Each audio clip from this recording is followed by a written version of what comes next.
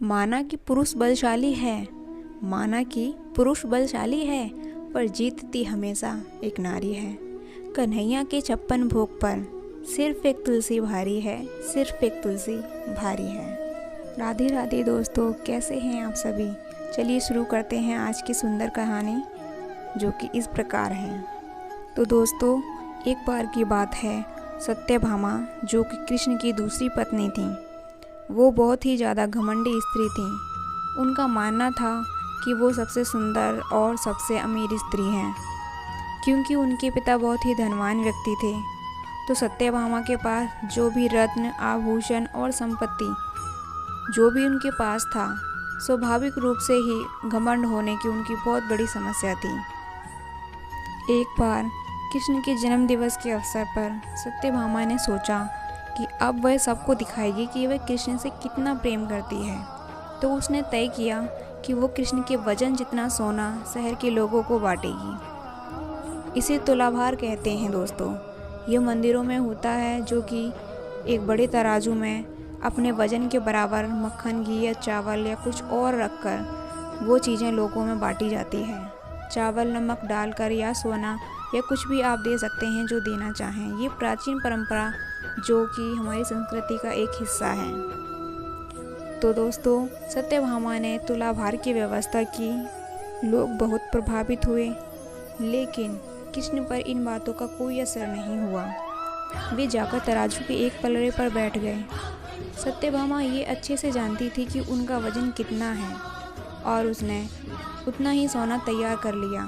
पर जब उसने सब सोना दूसरे पलड़े पर रखा तो कांटा जरा भी नहीं हिला। कृष्ण का पलड़ा थोड़ा भी ऊपर नहीं हुआ।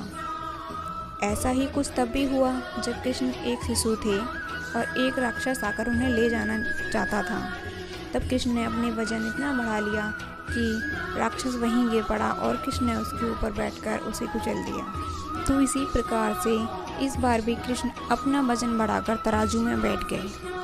अब सत्यभामा ने उतना सोना दूसरे पलड़े में रख दिया जितना कि उसके हिसाब से श्री कृष्ण का वजन था, पर कुछ हुआ ही नहीं। तब तक शहर के बाकी लोग ये घटना देखने के लिए आ गए थे। तब उसने अपने नौकरों से वो सभी गहने मंगवाए जो कि उसके पास थे। अब एक के बाद वो गहने डालती जा रही थी और वह सोच रही थी कि काम हो जाएगा, पर फिर भी कुछ नहीं हुआ।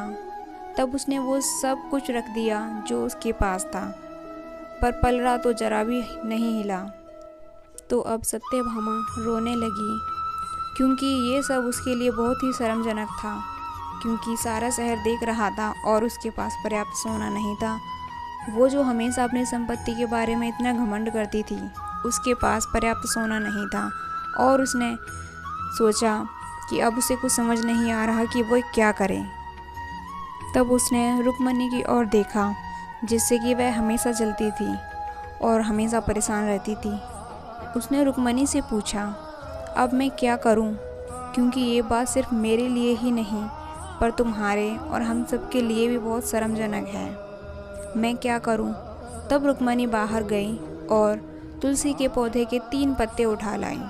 जैसे ही तुलसी के वे 3 पत्ते उसने तराजू के दूसरे पलड़े पर रखे, कृष्ण का पलड़ा तुरंत ही ऊपर आ गया। तो दोस्तों, ये थी तुलसी पत्र की महिमा, जो कि स्वयं लक्ष्मी जी का अवतार हैं। और शालिग्राम के रूप में भगवान विष्णु ने तुलसी जी से विवाह किया था, जिस वजह से विष्णु जी को तुलसी अति प्रिय है।